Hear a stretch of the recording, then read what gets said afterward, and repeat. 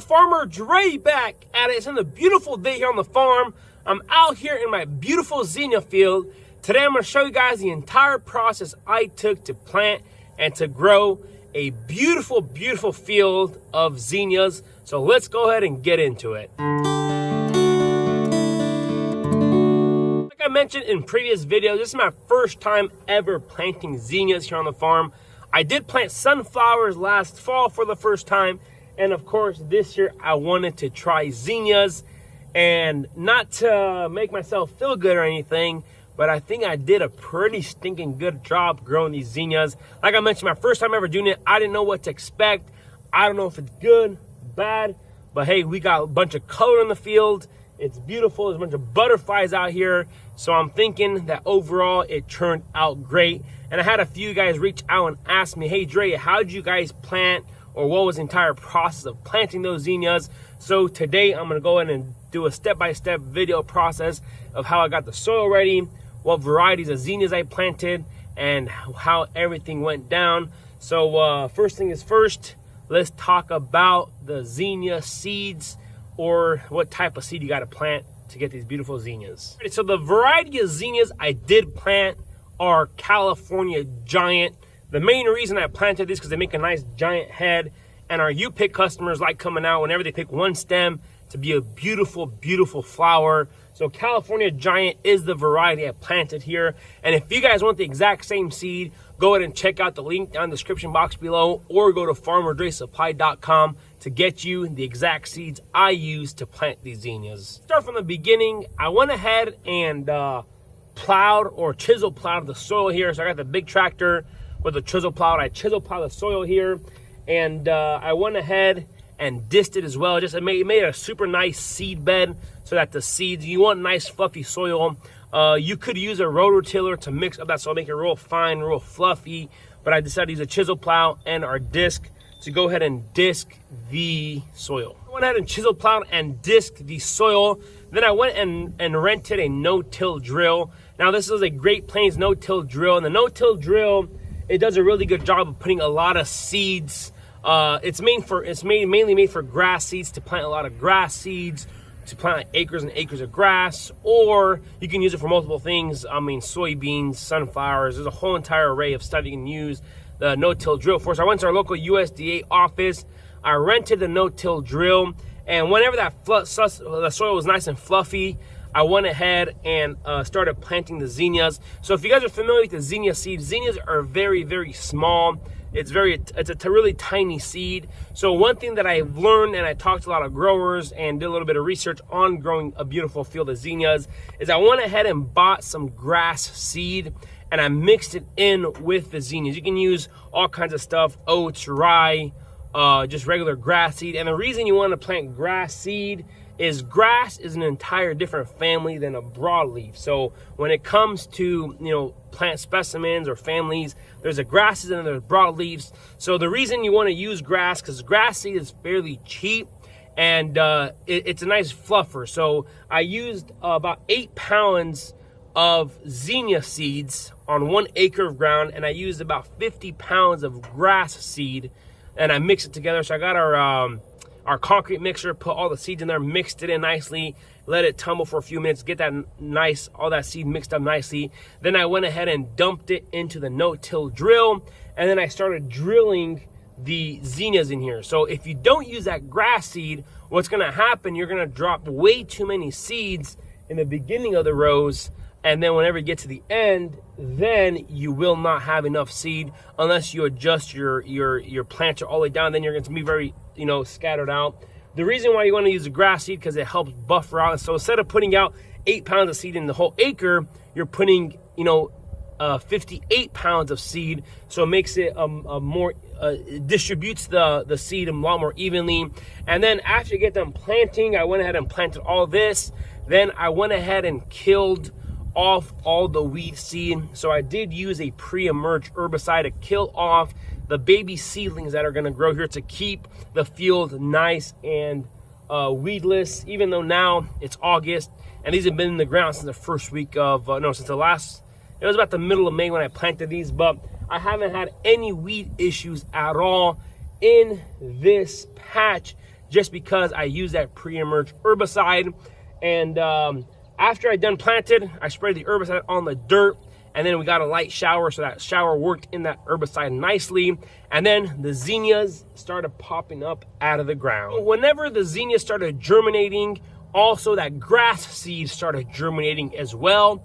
So then I had a bunch of grass and zinnias mixed in together. It looked really ugly. I mean, you saw a zinnia here and there, but there's a lot more grass. And since I put in 50 pounds of grass seed, all I saw was grass, and it was growing nice and beautifully.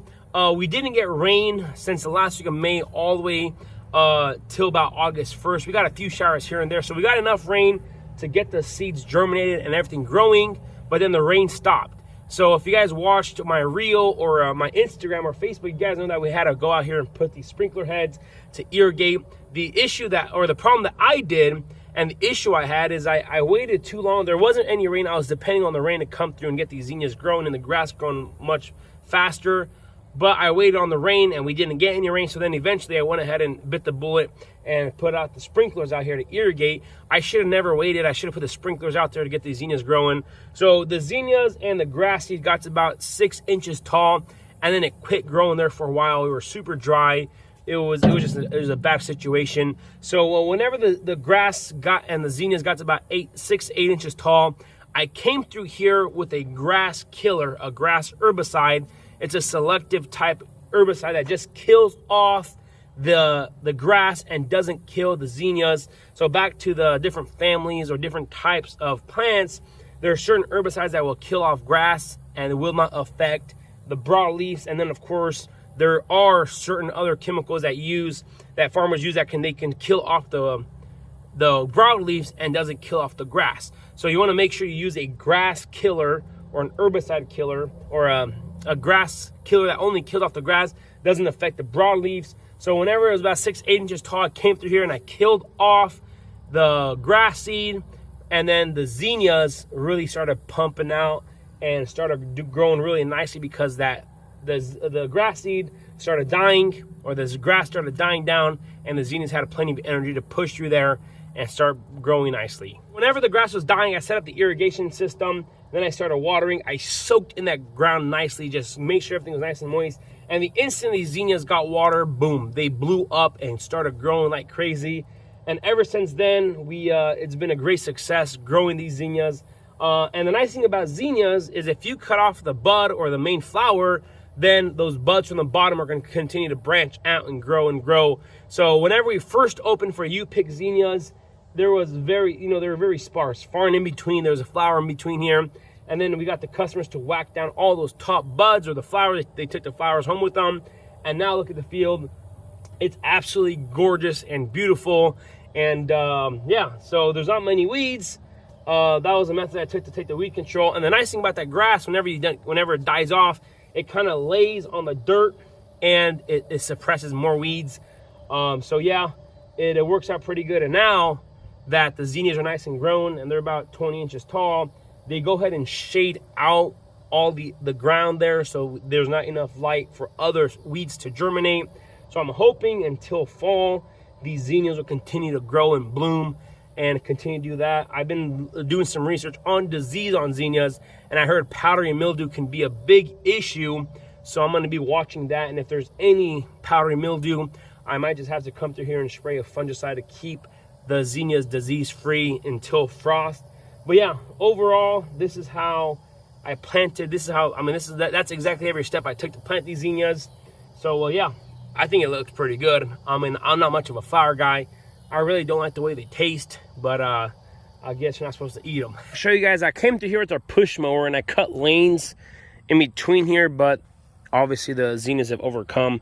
So I'm gonna have to come through here again and probably cut a bigger path here for our customers to come through here and walk.